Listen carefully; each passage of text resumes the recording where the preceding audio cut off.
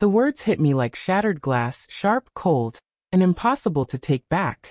My 16-year-old daughter stood in the doorway of our kitchen, her face twisted with rage, screaming those 6 words that would change everything.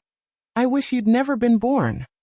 I stood there, frozen, a dish towel still in my hands, watching her storm upstairs and slam her bedroom door so hard the family photos on the wall rattled. In that moment, something inside me broke. But what she didn't know, what nobody knew, was that I was about to grant her wish in a way she never could have imagined. My name is Margaret, though everyone calls me Maggie. I'm 52 years old, and I've spent the last 16 years of my life being exactly what I thought a good mother should be. I gave up my career as a graphic designer when my daughter Emma was born. I volunteered at every school event, drove to every soccer practice, made homemade lunches with little notes tucked inside. My husband David worked long hours as an architect, and somewhere along the way, we'd built what looked like a perfect life in our suburban Connecticut home. But perfection, I've learned, is just a carefully constructed illusion that collapses the moment someone decides to look too closely. That terrible night started like so many others had in recent months. Emma came home 20 minutes after curfew, her makeup smudged, her attitude sharp as a blade. When I asked where she'd been, she rolled her eyes so hard I thought they might stick. Out with friends, Mom. God, why do you always interrogate me? I tried to keep my voice calm, tried to explain that rules exist for her safety, that I wasn't trying to control her, I was trying to protect her. That's when she exploded. The argument escalated in seconds, her voice rising with each accusation. I was suffocating her. I was ruining her life. I didn't understand her. I never understood her. And then those final words spat out like poison. I wish you'd never been born. The silence after she left the room was deafening. I stood there in our pristine kitchen with its granite countertops and stainless steel appliances, surrounded by all the markers of success, and felt completely hollow. My hands were shaking, but my mind had never been clearer. This wasn't the first cruel thing Emma had said to me. Over the past 2 years, as she'd transformed from my sweet little girl into this angry stranger, the insults had multiplied. I was boring. I was embarrassing. I had no life. But this was different. This cut deeper than anything else because somewhere, in a place I didn't want to examine too closely, I wondered if she was right. Who was I really, without being Emma's mother? I looked around the kitchen I'd spent years perfecting, at the calendar on the wall filled with Emma's activities, at the photos covering the refrigerator, and in almost every single one, I was in the background, blurry, half out of frame, or missing entirely. When was the last time I'd done something just for me? When was the last time anyone had asked what I wanted, what I dreamed about, who I was becoming? I couldn't remember. Somewhere between diapers and driver's ed, I had disappeared completely. I had erased myself so thoroughly that even my own daughter couldn't see me as a real person. Just an obstacle standing between her and whatever teenage freedom she was chasing. David came home an hour later, loosening his tie as he walked through the door. I was sitting at the kitchen table, the dish towel still in my lap, tears I hadn't known I was crying drying on my cheeks. He looked tired, distracted. "Rough day?" he asked, heading to the refrigerator for a beer. I almost laughed at the casual tone, at how he could walk into the wreckage of our home and not even notice the debris. "Emma and I had a fight," I said quietly. He sighed, that long-suffering sound that meant he didn't want to deal with it. "Teenagers, right? She'll get over it. You know how dramatic she gets." He didn't ask what the fight was about. He didn't ask if I was okay. He just took his beer, kissed the top of my head absently, and went upstairs to change clothes. That night, lying in bed next to my husband who was already snoring softly, I made a decision. If Emma wished I'd never been born, maybe it was time to show her, show everyone, what that would actually mean. Not literally, of course. I wasn't planning anything dark or permanent. But I was going to disappear. I was going to grant my daughter's wish by removing myself so completely from their lives that they would finally understand exactly what they'd been taking for granted all these years. They would see what life looked like without me holding everything together. And maybe, just maybe, I would finally figure out who I was supposed to be. The next morning, I started planning. I went through my daily routine like always, making breakfast, packing Emma's lunch even though she barely grunted acknowledgement, reminding David about his afternoon meeting, but inside, I was calculating. I had a small savings account my mother had left me when she passed, about $20,000 that I'd never touched. I had a college friend, Patricia, who'd moved to Portland, Oregon years ago and always said I should visit. I had a degree and skills that might be rusty but weren't gone. What I didn't have was fear anymore. That had burned away in the heat of Emma's words. What remained was something harder, clearer, and infinitely more dangerous to the life I'd been living. Determination. I gave myself 2 weeks to prepare. During those 14 days, I became a ghost in my own house, and the terrifying part was that nobody noticed. I stopped making Emma's lunch. She didn't say a word, just bought food at school. I stopped reminding David about his appointments. He missed one and blamed his assistant. I stopped volunteering to drive Emma to her friend's house.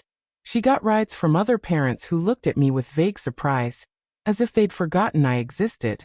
I let the laundry pile up, let dishes sit in the sink, let the milk run out. And you know what happened? Nothing. They barely registered the changes. They just stepped around the mess and moved on with their lives, as if the house ran on autopilot, as if I'd never been doing any of it at all. But while they weren't noticing, I was busy. I updated my resume and portfolio, reaching back to the designer I'd been 15 years ago. I contacted Patricia, who was thrilled at the idea of me staying with her for a while. I researched job opportunities in Portland and found several promising leads at design firms and marketing agencies. I opened a separate bank account and transferred my inheritance. I packed a single suitcase and hid it in the back of my closet. And I wrote letters, 3 of them, each carefully crafted, each saying exactly what needed to be said. One for Emma, one for David, one for my sister Claire, who would need to know I was safe. The night before I left, I made one last family dinner. Pot roast, Emma's favorite, with roasted vegetables and homemade rolls. I set the table with our good dishes, lit candles, put on soft music. When David and Emma came to the table, they looked almost surprised, as if they'd forgotten what this felt like. We ate in near silence, Emma scrolling on her phone between bites, David checking his email. I watched them both, memorizing their faces, feeling strangely calm. "This is nice," David said absently. "We should do this more often." Emma didn't even look up.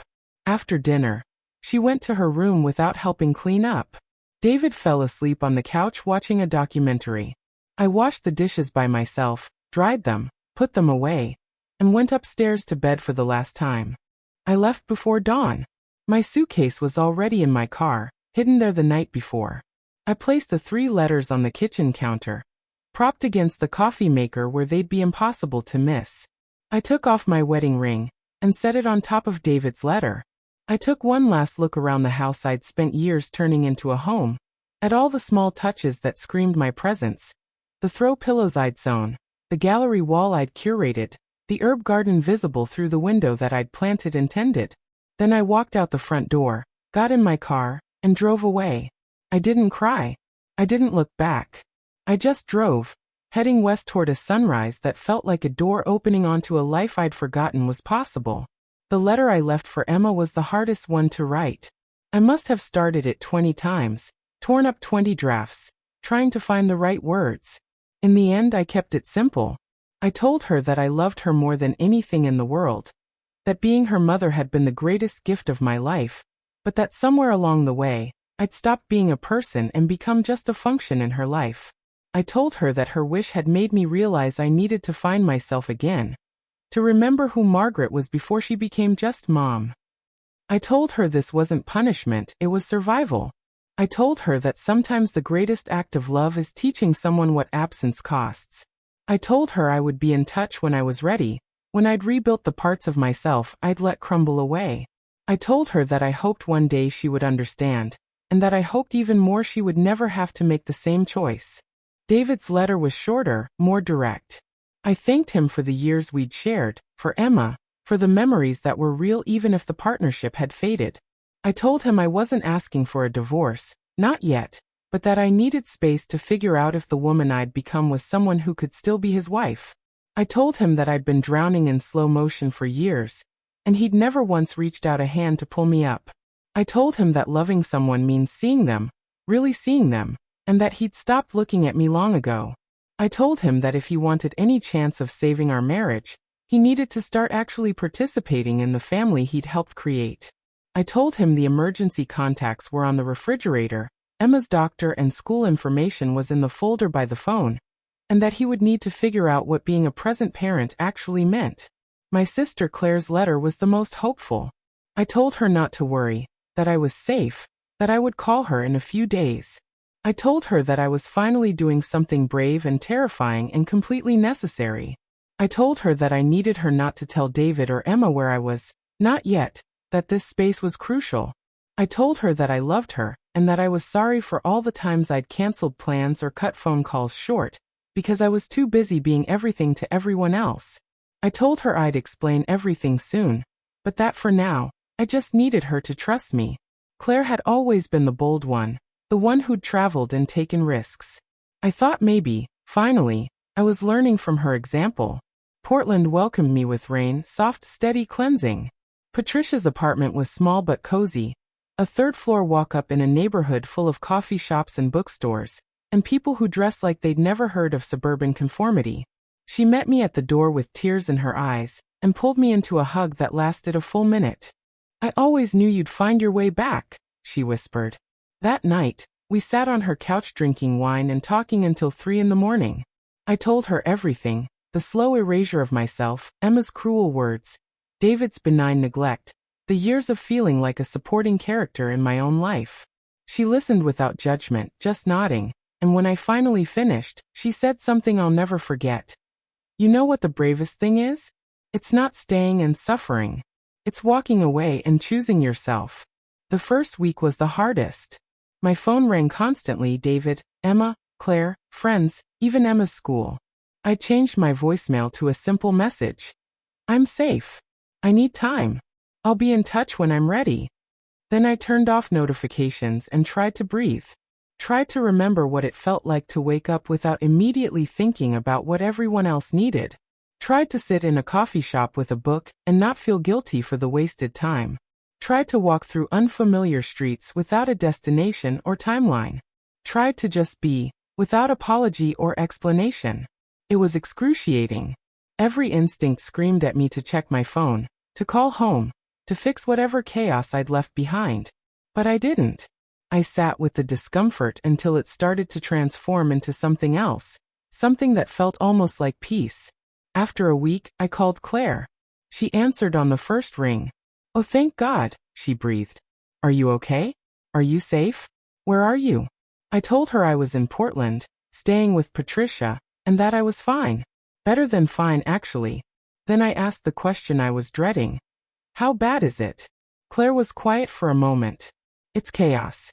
David is completely overwhelmed. He had no idea how much you actually did. He's burning dinners, forgot about Emma's parent-teacher conference, showed up to work with 2 different colored socks. Emma is..." She paused. "Emma is scared, Maggie. She's angry too, really angry, but mostly she's scared. She keeps asking if you're coming back, if you're okay, if this is her fault." My heart clenched at that, but I forced myself to stay strong. "Is it working?" I asked. "Are they seeing it?" Claire laughed, a sound caught between amusement and sympathy. "Oh, they're seeing it all right. David called me at midnight last night asking how to work the washing machine. Emma actually broke down crying because there were no clean towels, and she didn't know where you kept the laundry detergent. Your absence is very, very loud, Maggie." I felt a complex tangle of emotions, guilt, satisfaction, sadness, vindication. "I know this seems cruel," I said quietly. "But Claire, they needed to understand. I needed to understand. Who am I if I'm not there holding everything together?" She was quiet for a long moment. "Maybe you're about to find out." The second week, I started applying for jobs. It was terrifying, putting myself out there after so many years away. But I'd spent my time in Portland updating my portfolio with some volunteer design work for local nonprofits, and my skills, though rusty, were still solid. I had interviews at 3 different firms. At the first one, I fumbled through questions about my work history, apologizing for the gap, feeling small and outdated. But by the third interview, something had shifted. When they asked about my absence from the field, I looked them in the eye and said, I spent 15 years mastering the hardest project management job in the world, raising a human being and running a household. I learned efficiency, creativity under pressure, budget management, negotiation, and how to solve problems with limited resources. Those aren't gaps in my resume. They're proof I can handle anything you throw at me. They hired me on the spot. Part-time to start, working on brand identity for small businesses. The salary was modest, but it was mine, money I was earning because of my skills, my creativity, my value as Margaret, not as David's wife or Emma's mother. My first day at the office, I sat at my new desk with my hands shaking from excitement and terror. A young designer named Tasha brought me coffee and said, Welcome to the team.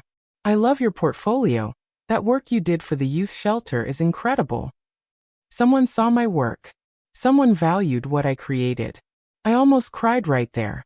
3 weeks in, I finally called David. He answered immediately, his voice rough with exhaustion and something that might have been anger or might have been fear. Maggie, where the hell are you? What are you doing? Do you have any idea what you've put us through? I let him vent for a full minute before I spoke. I'm in Portland. I'm safe. I have a job. And I'm figuring out who I am. He sputtered. Who you are. You're my wife. You're Emma's mother. You don't just get to abandon your family because you're having some kind of midlife crisis. His words might have wounded me a month ago. Now they just made me sad. David, did you read my letter? I asked quietly. I mean, really read it? He was silent. I read it, he finally said, his voice smaller. Then you know this isn't about abandonment, I continued. This is about survival. I was disappearing, David. I had disappeared. I was just a function in both of your lives, someone who kept things running in the background. When was the last time you asked me about my day? My dreams? What I wanted to do with my life? When was the last time Emma looked at me and saw an actual person instead of just an obstacle or a service provider? He tried to interrupt, but I kept going. I'm not saying I was perfect. I'm not saying I didn't contribute to this. But I gave and gave until there was nothing left, and neither of you even noticed I was hollow. So yes, I left. I granted Emma's wish. I showed you both what life looks like when I was never born into your daily existence. David was crying now. I could hear it in his breathing. Emma's a mess, Maggie. She barely eats. She cries herself to sleep. She knows this is her fault. My chest tightened. It's not her fault, I said firmly. She's 16. She said something cruel the way teenagers do. This isn't punishment, David. This is a wake-up call.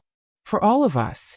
Emma needs to learn that other people are real, that they have feelings and limits and breaking points. You need to learn how to be an actual present parent, not just the fun weekend dad who shows up for the easy parts. And I needed to learn that I'm allowed to exist, to have value, to be more than what I provide to other people. We talked for over an hour. I told him about Portland, about my job, about remembering what it felt like to be seen as an individual. He told me about the chaos at home, about Emma's guilt and anger, about his own realization of how checked out he'd been. I didn't know, he kept saying. I didn't know it was this bad. I believed him, and that was part of the problem. He hadn't known because he hadn't been looking. But he was looking now. He was scrambling to figure out Emma's schedule, to cook meals, to keep the house running. He was learning what I'd been carrying alone for years. Can you come home? He finally asked, his voice breaking. Please, Maggie. We need you. I took a deep breath. Not yet.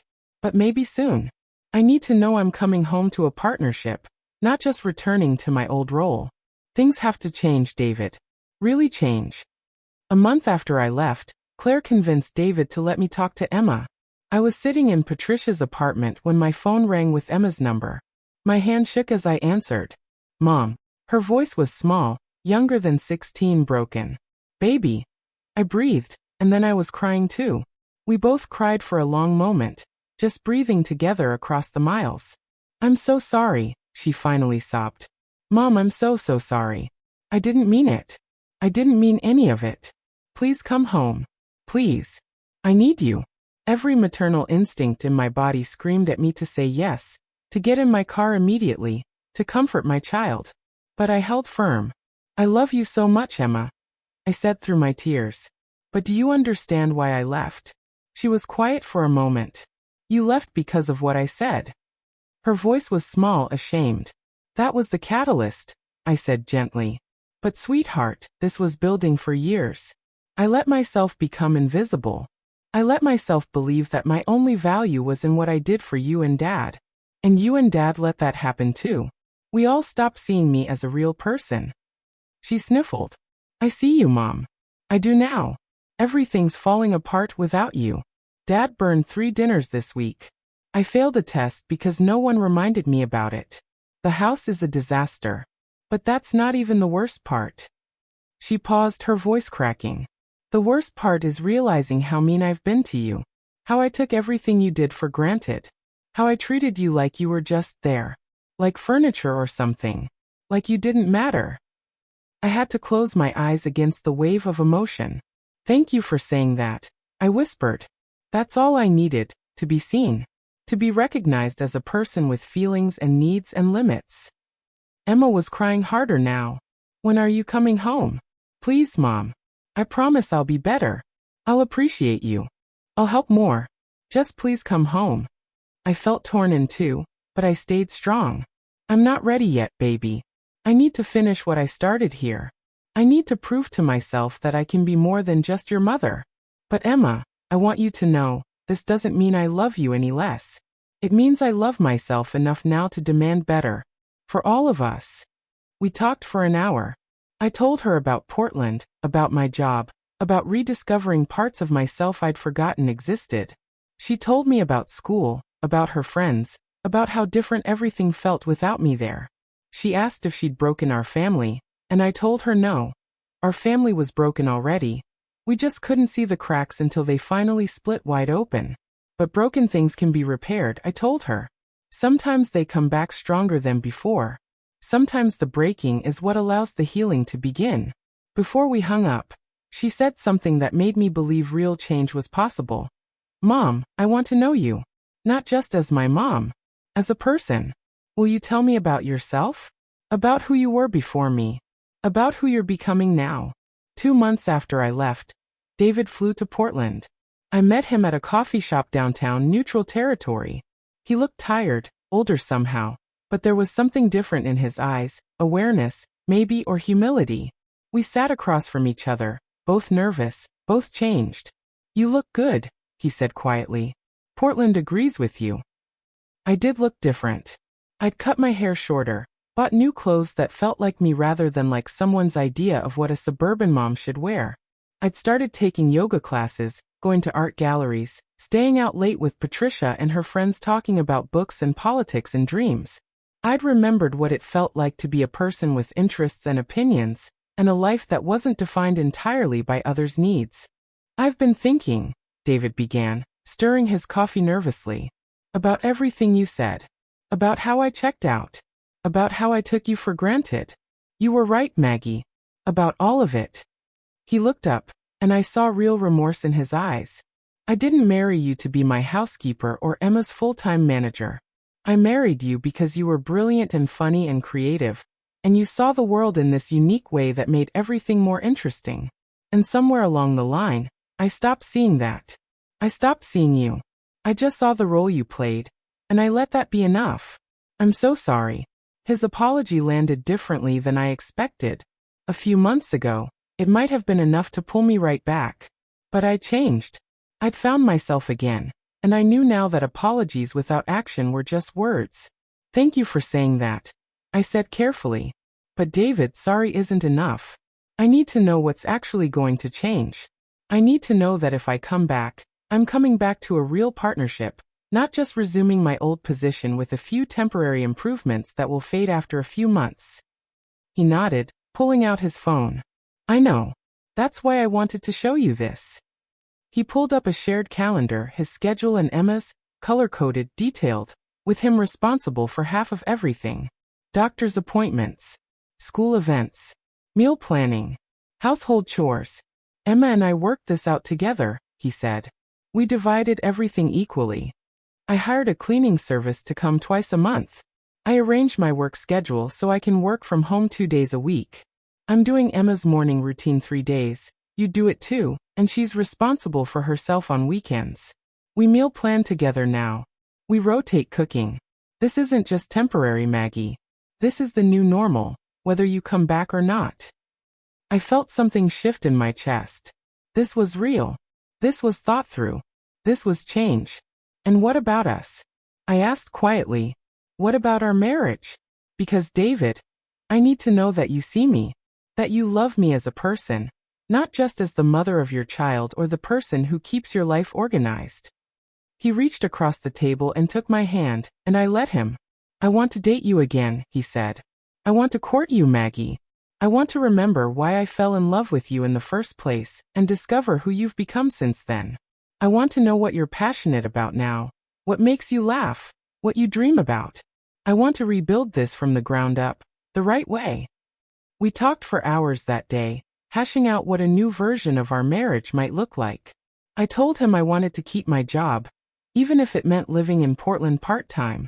I told him I needed time to myself that wasn't just leftover scraps at the end of exhausting days. I told him I needed him to check in with me emotionally, to ask how I was doing and actually listen to the answer.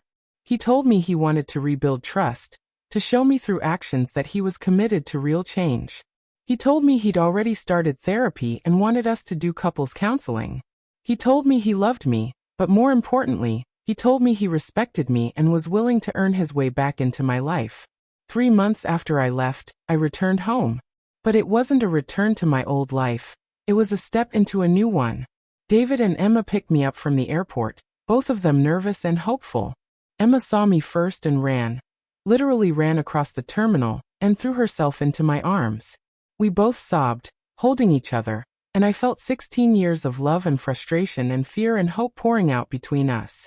I missed you so much, Mom, she cried into my shoulder. I'm so sorry. I'm so sorry. I held her tight, breathing in the familiar scent of her shampoo. I missed you too, baby. Every single day. But Emma, I need you to understand, I didn't leave because I stopped loving you. I left because I needed to find myself again so I could love you better. The house looked different when we walked in. Cleaner in some ways, messier in others, but different. There were dishes in the sink and laundry on the couch, but there was also a new understanding hanging in the air. This wasn't my burden alone anymore. We all sat down in the living room, and I told them about my plan. I would work in Portland 3 days a week, staying with Patricia, and be home 4 days. My job was partly remote, which made it possible. This arrangement wasn't forever, but it was for now, until I felt secure enough in my own identity and their changed behavior to fully return. They agreed without hesitation. They'd lived without me completely. They could handle me being partly away. The next few months were an adjustment. There were setbacks and arguments and moments when old patterns tried to reassert themselves. But there were also victories. Emma started doing her own laundry without being asked. David planned and executed an entire week of dinners without my input. We started having family meetings every Sunday where we discussed the schedule, divided responsibilities, and most importantly, checked in with each other emotionally. Emma asked me questions about my work, my life in Portland, my interests outside of being her mother. David planned date nights where we talked about things that had nothing to do with parenting or household management. Slowly, painfully, beautifully, we were becoming a family again, but a different kind, a better kind. One evening, about 6 months after I'd first left, Emma and I were sitting on the porch watching the sunset. She'd been quieter than usual at dinner, thoughtful. Mom, she said suddenly, can I ask you something? I turned to her, struck by how much older she looked than she had 6 months ago. Of course, baby. She took a deep breath. Do you think you would have left if I hadn't said that thing? About wishing you'd never been born. I considered the question carefully. Honestly, I think I would have eventually. Maybe not in the same dramatic way, but Emma, I was drowning. Your words were just the catalyst, the breaking point. But the cracks were there long before that night. She nodded slowly, picking at the hem of her shirt. I think about that night a lot, she said quietly. About how angry I was, how I didn't even think about what I was saying. I just wanted to hurt you because I was mad about something that doesn't even matter now. She looked up at me, tears in her eyes. But Mom, I need you to know I never, ever actually wished you'd never been born. The thought of a world without you in it, it terrifies me. When you left, even though you were safe and we could talk, I kept thinking about what if. What if you never came back? What if I'd lost you because of my stupid, cruel words? I pulled her close, and she rested her head on my shoulder like she used to when she was small. I know, sweetheart. I know you didn't mean it literally. But Emma, here's what I need you to understand. Words have power. The things we say to people we love, they leave marks. And when you told me you wished I'd never been born, what I heard was that I had no value to you beyond what I provided. That I, as a person, was worthless. That hurt more than almost anything else in my life. She was crying now, and so was I. I will never say anything like that again, she whispered. To you or to anyone. I promise, Mom.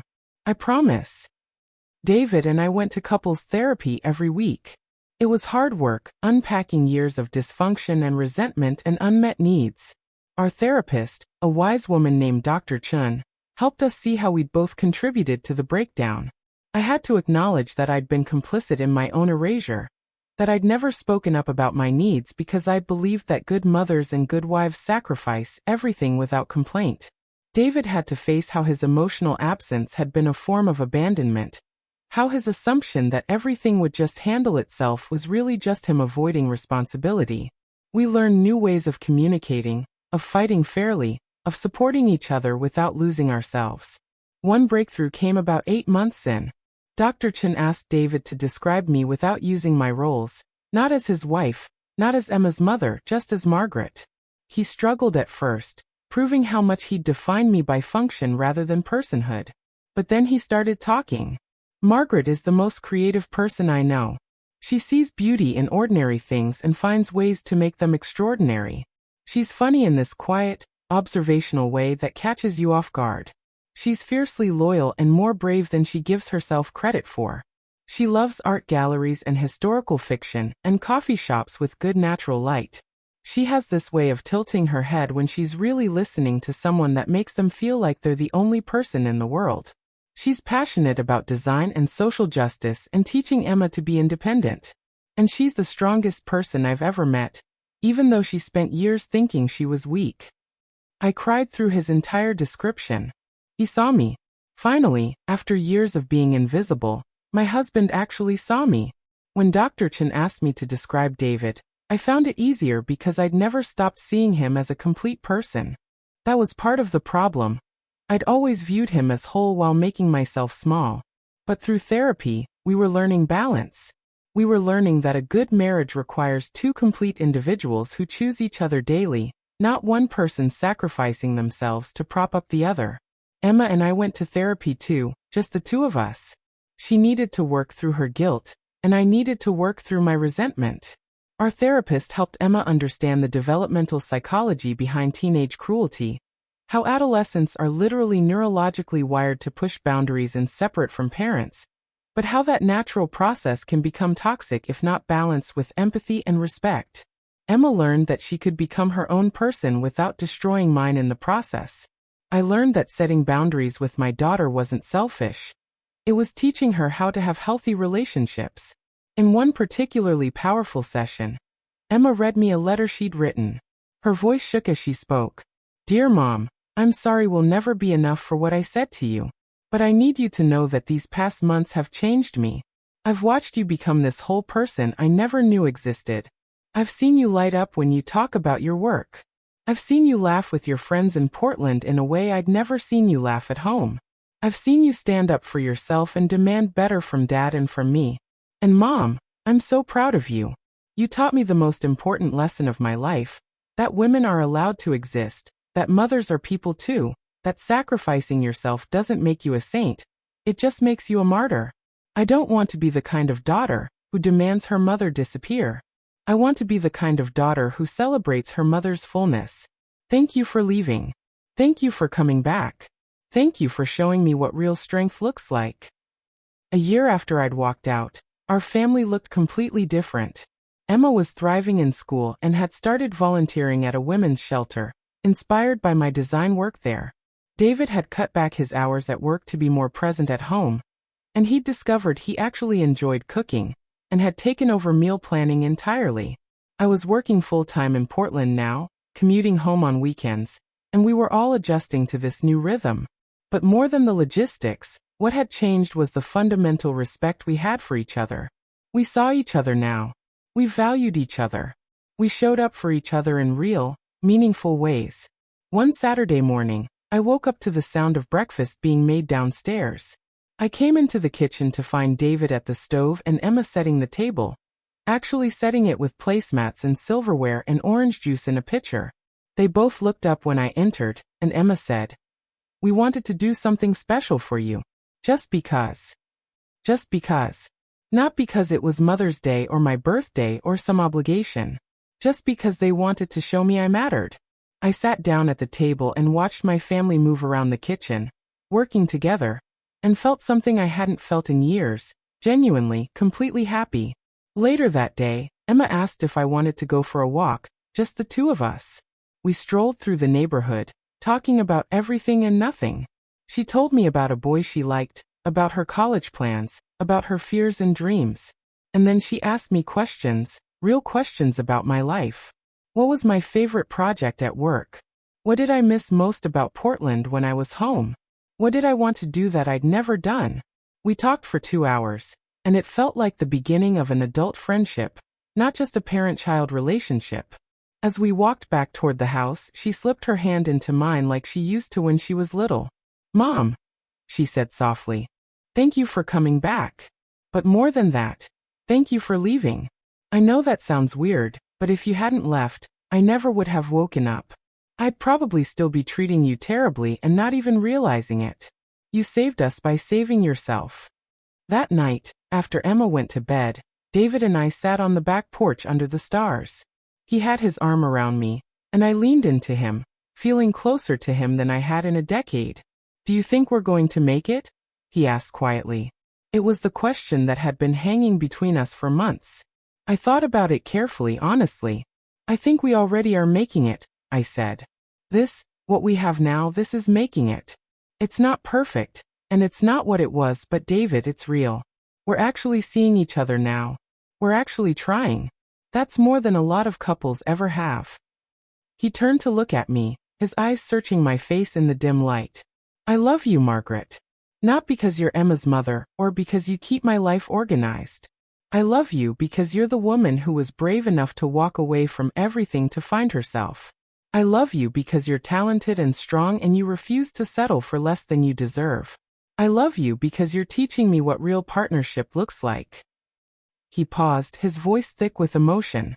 "I love you because you're you, and I finally understand how lucky I am to have you choose to be with me." I kissed him then, a real kiss, full of promise and possibility, and all the complicated emotions that come with rebuilding something broken. "I love you too," I whispered. "I love who we're becoming together." The second year after I left brought more changes. I accepted a promotion at work that came with better pay and more creative control. David and I decided to sell our big suburban house, and buy something smaller, more manageable, in a location between my work and his. Emma got her driver's license and her first job at a bookstore, proud of her own independence. We started taking family vacations again, but different ones, not the prescribed Disney trips of her childhood, but adventurous trips where we hiked and explored and actually talked to each other. On one of those trips, a camping adventure in the Rockies, we sat around a campfire on our last night. Emma looked at me across the flames and said, "Mom, can I ask you something I've been thinking about?" I nodded. "Do you regret it? Leaving, I mean. Was it worth it?" I looked up at the vast expanse of stars above us. At my daughter who was becoming a remarkable young woman. At my husband who had worked so hard to become the partner I needed. Regret it? I repeated. "Emma, leaving was the hardest thing I've ever done. It broke my heart every single day. But regret it? Never. That decision saved my life. It saved all our lives. It gave me myself back and gave you both a chance to become better people. So no, sweetheart. I don't regret it for a second." David reached over and squeezed my hand. "Best thing you ever did for us," he said quietly, even though it hurt like hell at the time. Emma was quiet for a long moment, staring into the fire. I want to be like you when I grow up, she finally said. Not the you from before, the you now. The one who knows her worth and isn't afraid to demand it. The one who chose herself even when it was terrifying. That's the kind of woman I want to be. That's the kind of mother I want to be someday if I have kids. My eyes filled with tears. This right here, was why I'd left. Not to punish, not to abandon, but to teach. To show my daughter that women are whole people who deserve to be seen and valued. To model what self-respect looks like. To demonstrate that sometimes the most loving thing you can do is refuse to accept less than you deserve. Emma had learned that lesson, and she'd carry it with her for the rest of her life. 3 years after I'd walked out of my old life, everything had changed and nothing had changed. I still loved my family fiercely. I still showed up for them in meaningful ways. But now I also showed up for myself. I had my career, my friends, my interests, my identity. I was Margaret first, and mother and wife second. And paradoxically, that made me better at being a mother and wife because I was showing up as a complete person, not an exhausted, resentful shell. Emma was preparing for college applications now, and one evening she asked me to read her essay. The prompt was about a person who had influenced her life. I expected her to write about a teacher or a famous figure. Instead, she wrote about me. About the night she'd said those terrible words and how I'd responded by actually granting her wish. About the months without me and what she'd learned. About watching me rebuild myself and how that had taught her what real strength looked like. About how the greatest gift I'd ever given her wasn't my constant presence, but my willingness to leave when staying was slowly killing me. I read that essay 3 times, crying through every word. When I looked up, Emma was watching me nervously. Is it okay, she asked, that I wrote about that? About us? I pulled her into a hug and held her tight. It's more than okay, baby. It's beautiful. It's honest. It's brave. I'm so proud of you. She hugged me back, and I felt how much we'd both grown. You taught me that, Mom, she said. You taught me that honesty and bravery matter more than looking perfect. David and I had our rough patches too. Old patterns tried to reassert themselves sometimes.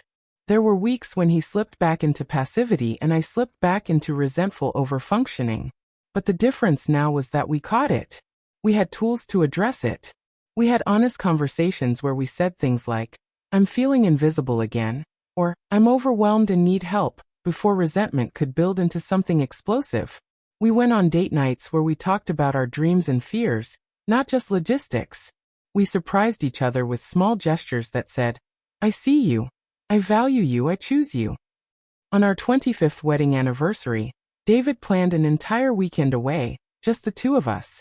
He'd arranged for Emma to stay with Claire, booked a bed and breakfast in wine country, and even packed my suitcase. On our first evening there, over dinner at a restaurant overlooking rolling vineyards, he took my hand and said, I want to renew our vows. Not the ones we made 25 years ago when we were kids who didn't know what marriage really meant. New ones. Honest ones. Based on who we actually are now and what we've learned. We stood outside under the stars that night, just the 2 of us, and spoke new promises to each other. I promised to keep being honest about my needs, and to never let myself disappear again. He promised to stay present and engaged, to see me as a complete person, to be a real partner. We both promised to keep choosing each other, every day, even when it was hard. We promised to keep growing, individually and together. We promised that if either of us ever felt invisible again, we'd speak up before the resentment became unbearable. And we sealed those promises with a kiss that felt like a beginning, not an anniversary. For years after I'd left, Emma graduated from high school. At her graduation party, surrounded by family and friends, she stood up to make a speech. She thanked her teachers and her friends. And then she turned to David and me. I want to thank my parents, she said, her voice carrying across the backyard. Especially my mom. For years ago, I said something terrible to her. I told her I wished she'd never been born. And you know what she did? She granted my wish. She left. And it was the worst and best thing that ever happened to our family. The party got quiet, everyone listening. Emma's voice got stronger. Mom, you taught me that women don't exist just to serve other people. You taught me that mothers are whole human beings who deserve respect and consideration. You taught me that sometimes love means setting boundaries and demanding better. You taught me what real strength looks like, and it doesn't look like suffering in silence. It looks like walking away from everything familiar to find yourself again. You saved your own life, and in doing that, you saved mine too. You showed me the kind of woman I want to be. Thank you for being brave enough to leave. And thank you for loving us enough to come back, but on your own terms. I was sobbing by then, and so was half the party. Emma came over and hugged me, and I held my baby girl, my young woman now, and felt overwhelming gratitude for that terrible night 4 years ago. For the moment when my daughter's cruel words had finally broken through my denial and forced me to face what I'd become. For the courage I'd found to walk away. For the family we'd built from the ruins of the old one. As the party wound down and guests started to leave, an old friend of mine pulled me aside. "Maggie," she said, her eyes shining with tears. "I've been married for 30 years, and I've felt invisible for at least 15 of them. Watching what you did, what you built, it's inspiring. But I'm scared. I don't know if I'm brave enough to do what you did." I took her hands in mine and looked her in the eye. "You don't have to leave," I said gently. "That was my path. But it's not the only path. The point isn't the leaving. The point is refusing to accept invisibility. The point is remembering that you matter. Start there. Start with small acts of self-respect. Start with honest conversations. Start with demanding to be seen. You'd be amazed how much can change when you stop accepting crumbs and start demanding a seat at the table." She hugged me tight, and I felt the weight of her relief, her recognition that change was possible. That moment crystallized something for me. My story wasn't just about me anymore. It had become something larger, a testament to what's possible when women refuse to settle for less than they deserve. When mothers remember their people too. When families are forced to see the invisible labor that holds everything together. Now, 5 years after that terrible night, I look back on the woman I was with compassion and gratitude. She did the best she could with what she knew. She loved fiercely, even if imperfectly. And when she finally reached her breaking point, she made the hardest, bravest choice of her life. She walked away not because she stopped loving, but because she finally started loving herself. My life now is full and complex and messy and beautiful. I still work in Portland, though I've transitioned to mostly remote work, so I can be home more. Emma is thriving in college, studying social work, planning to dedicate her life to helping others while maintaining strong boundaries. A balance I never managed at her age. David and I have rebuilt our marriage into something stronger and more honest than it ever was before. We fight sometimes, we struggle sometimes, but we do it as equals, as partners who see each other clearly. I still think about that night sometimes, about standing in my kitchen with a dish towel in my hands, hearing my daughter's words echo off the walls. "I wish you'd never been born." At the time, it felt like the end of everything. Now I understand it was actually the beginning of me finding myself again, the beginning of my family learning to truly value each other, the beginning of teaching my daughter the most important lesson I could give her, that women are allowed to exist, fully and completely, and that demanding to be seen isn't selfish, it's essential. People sometimes ask me if I'd do it differently, knowing what I know now. Would I have left sooner? Would I have tried to fix things without such a dramatic gesture? Would I have found a different way? And my answer is always the same: I don't know. Maybe there were other paths I could have taken. But this was my path. And it led me here, to a life where I'm seen, where I'm valued, where I exist as a complete person. That's worth every painful step along the way. I've learned that sometimes the greatest act of love is choosing yourself. That you can't pour from an empty cup. That teaching your children to respect you starts with respecting yourself. That marriages don't survive on autopilot. They require two present, engaged, complete individuals who choose each other every day. That it's never too late to reclaim your life. That disappearing isn't noble, it's tragic. And that sometimes, granting someone's cruel wish becomes the catalyst for everyone's transformation. My daughter once told me she wished I'd never been born. So I showed her what that world would look like. And in doing so, I gave all of us, the chance to build something better from the ashes. That angry, hurt 16-year-old girl is now a thoughtful young woman who understands that other people are real, that mothers are human, that love requires respect. My checked-out husband is now a present partner who shows up emotionally and practically. And me? I'm no longer invisible. I'm no longer just a function. I'm Margaret, designer, friend, mother, wife, but most importantly myself. Would you have done the same? Could you walk away from everything to find yourself again? I know it sounds extreme, and maybe it was. But sometimes extreme situations call for extreme measures. Sometimes the only way to save a drowning person is to stop trying to hold them up and teach them to swim instead. Sometimes the most loving thing you can do is refuse to participate in your own erasure.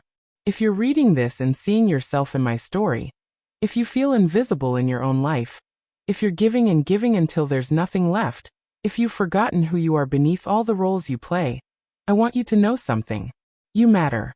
Your needs matter. Your dreams matter. Your identity beyond mother, or wife, or whatever role has consumed you, it matters. You deserve to be seen. You deserve to take up space. You deserve to exist fully and completely, without apology. You don't have to leave like I did. But you do have to stop accepting invisibility. Start having honest conversations. Start setting boundaries. Start doing things just for yourself without guilt. Start demanding that the people who love you actually see you and show up for you. Start choosing yourself, even in small ways. Because here's what I learned. When you choose yourself, you give everyone else permission to become better versions of themselves too.